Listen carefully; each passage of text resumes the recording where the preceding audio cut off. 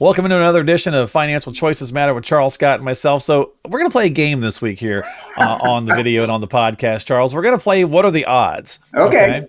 And you and I've got some graphics we're going to throw up on the screen for folks to kind of talk about, but it's kind of an interesting thing. I think the idea, I don't know, what was your idea for doing this? You just kind of wanted to highlight the differences in how easy an event can happen to folks? Well, and how big a deal it is and how important it might be, and how can you, being a planner, how can you sort of plan for it in advance if you can plan for it in advance?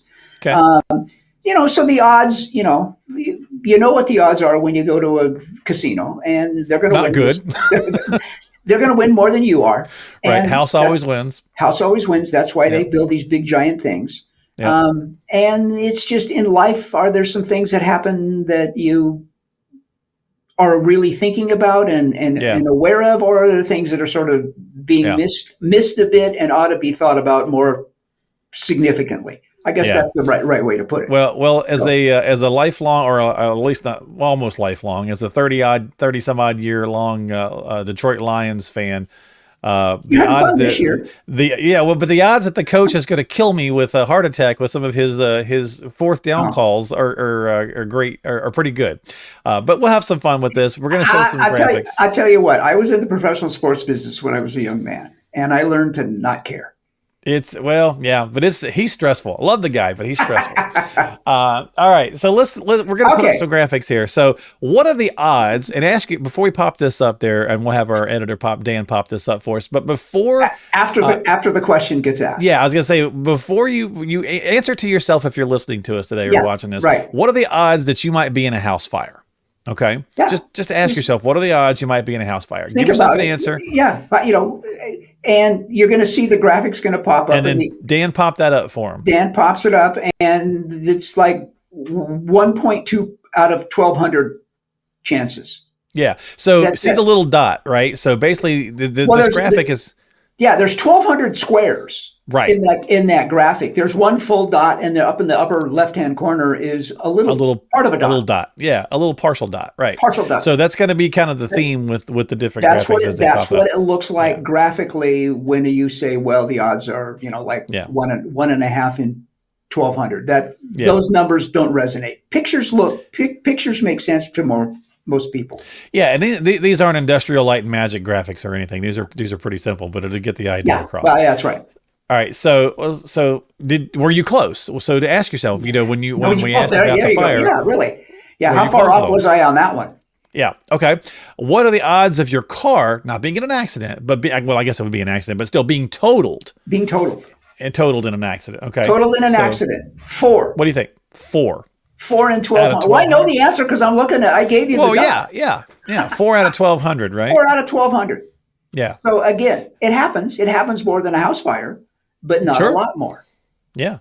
Okay. So all right. This is all just things that go on, and when a lot of times my contention is when you see a picture, it means way more than somebody telling you something. So we're trying to combine a conversation and picture. So right. So took two things that happen in life. Granted, hopefully they don't happen to you, to our listeners and people out there. So now let's jump to what it is that you talk about and do for a living. So what are the odds? And again, folks, if you're listening, answer this question to yourself before we pop the graphic up. What are the odds that you would be hospitalized? Okay. Yeah. What do you think the numbers are? Give yourself a number. What do you think? You and I have both been in a hospital before, so we have both. Yes. We know what the odds for us are. I've hit this number, so yeah. So okay, yeah. What do we got? The odds are 65 out of 1,200. Out of 1,200 will be hospitalized. These come from, this one particular comes from the Disease Control Centers of Disease Control and Prevention. These are legitimate industrial. The people that are publishing these numbers are the people that are in the business of all of this. So it's not like I made some stuff up. Yeah, no, for sure. Right. Thank you for clarifying. That's okay. Now, before we get to this last one, this was the point. So Dan, real fast for the folks out there, pop them back up on the screen. So you've got the 1.2 on a fire. You got the 4 on a car total. You're having your car totaled. You got 65. So you can see the color. So you can see the little black dots in the little white squares. It's getting darker. Yeah. So here's the point. what is the odds that you're going to have a long-term care event, right? Yeah, yeah, So give yourself yeah, a number, and yeah. then here it is. Take a look. It's 70%. You got Yeah, the odds that's are 7 out of 10 of massive. you are going to have a long-term care event, Yeah.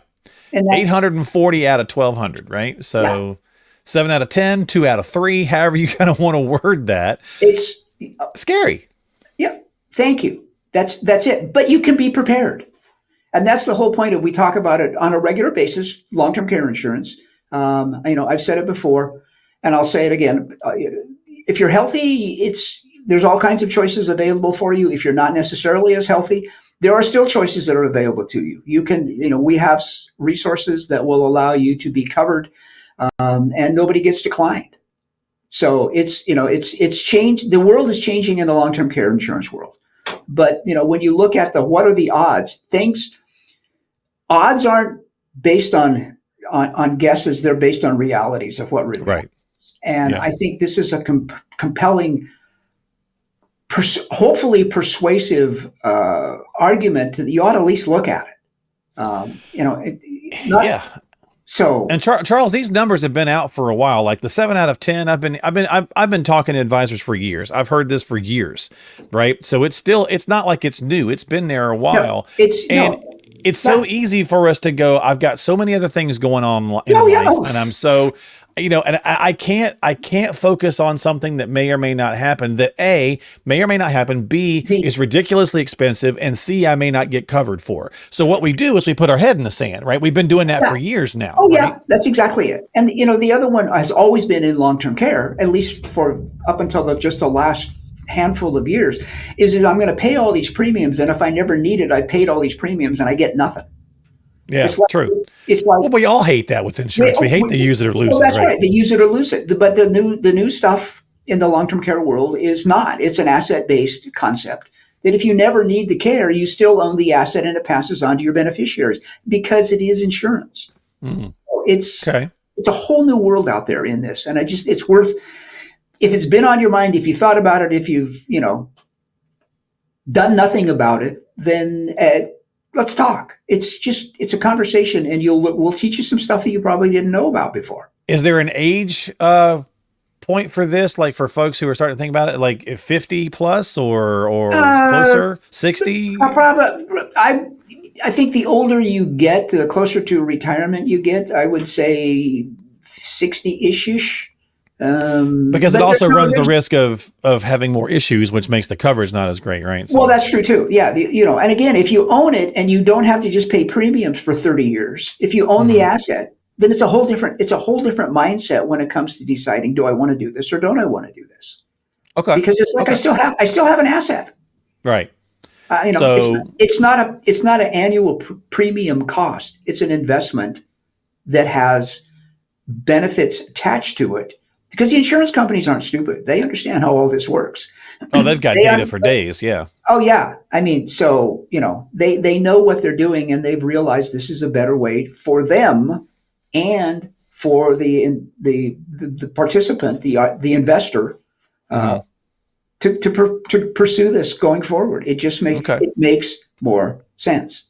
Well, we'll pop that back up there one more time just so you can kind of look at it for that stark reminder. Out of 1,200 people, 840 will have a long-term care event. So 7 out of 10 or even 2 out of 3, and there's 2 people on this podcast and 1 person's watching. So which one of the 3 of us at any given time? Who's next? Right. You figure if you're the person watching and we're the people talking, which one of the 3 of us are going to get hit with it, right? So it's, if you think really seriously, if you think about that in those kind of terms, it's kind of like, whoa, it kind of hits you kind of starkly. So if you got some questions, need some help, please check the show links below. We have links every week to how to get in touch with Charles and Sherry and talk about some stuff when it comes to this situation. And we'll wrap up with an email question here in just a second, but I just want to remind folks that, definitely have a conversation, right? Start the ball rolling, see where you're at, see what's going on, see what they can or can't do for you, either way it goes, right? And so you can find them at PelletonCapital.com. That's PelletonCapital.com. And of course, again, check the show links below for some information. And then we're going to wrap it up with an email question we got from Lisa. She sent one over to the site, and she's in Glendale.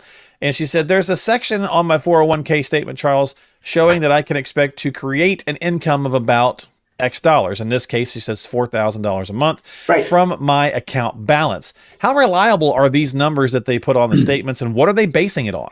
Well, it's in the bygone time, your retirement account was primarily a pension plan. Okay. And the pension plan was a guaranteed income for life, paid for by the employer. The employee, they're not as prevalent anymore because it costs the company gobs of money to provide that. So the 401k came into being, and then it's the responsibility of the employee. And the company can match or not match, but the employee contributes to their own retirement plan. What this does, this is like an old-fashioned pension plan in that it's based on the current interest rates, and it's based on your age. And they're going to go out into the marketplace. Of insurance companies will still do this. This is just basically lifetime income guarantee. And all they're doing right now is saying, given what you've got in your 401k, if you did it now, this is what you could get over the course of your lifetime, given what's going on in the current marketplace. Okay. So you're going to be older the next time you look at it. The marketplace and interest rates could be changed by then too. So it's an educated guess on what it would be given if you pull the trigger right now, then that's what would happen. That's how much you would be able to get. So it's a valuable calculation. Okay, I was gonna say, I feel like it doesn't serve me. I feel like because so many things are going to change before I have to access it. How reliable is it? I don't know how reliable I would put stock in that. The numbers of, if you did it, Lisa, if you did it today, the number would be pretty damn accurate. But tomorrow, who knows? Yeah. Because interest rates will change. You'll get a day older. Okay. If you're 5 years away from retirement, it's just back of the napkins kind of stuff to give you a ballpark. Yeah, it's kind of like your Social Security. If you go to SSA.gov and you're still 10 years away from retirement or for filing for Social Security, it gives you a number as to what the projection is, but that's going to change because you're going to keep working. Because you're going to keep working, you're going to contribute for 10 more years, and it's the same thing here. It's exactly the same thing here. But it's worthwhile to have a sense of what it might be. Sure. And then all of that triggers back to, if you're doing really comprehensive, good financial planning, then you know how much the probability is when you get there, how much, what are your expenses going to be? What are your living, what's your style of living going to be?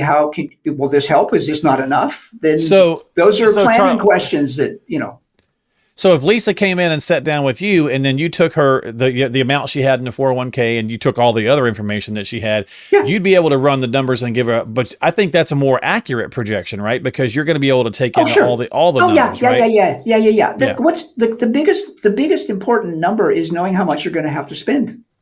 Right. It's just spending. So when you run numbers with a financial advisor, that's a much more accurate representation than the 401k kind of estimate. But is this a good starting point, at least to have some gauge of what it could do?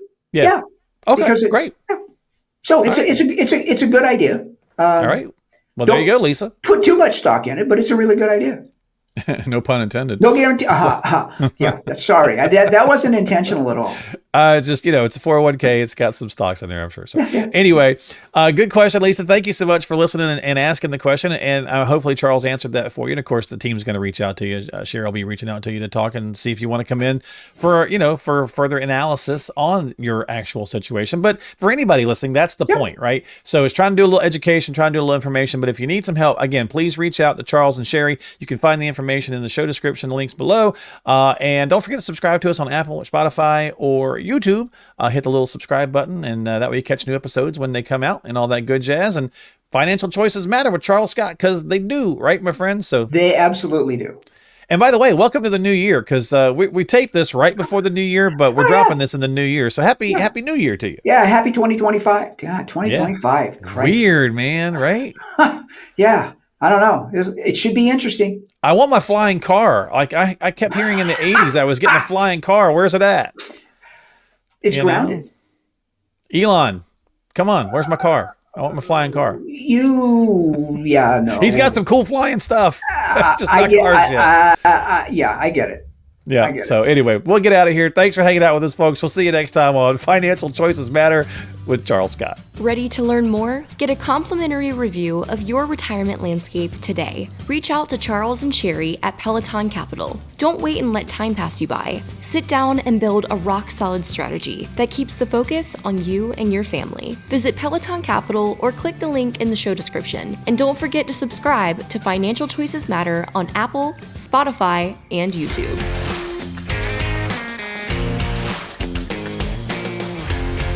Financial planning and investment advisory services are provided by Pelleton Capital Management Limited, a state-registered investment advisor. Past performance is not indicative of future results. No one should assume the information presented here serves as a receipt of or substitute for personalized individual advice provided by Pelleton Capital Management. For more information, visit www.pelletoncapital.com.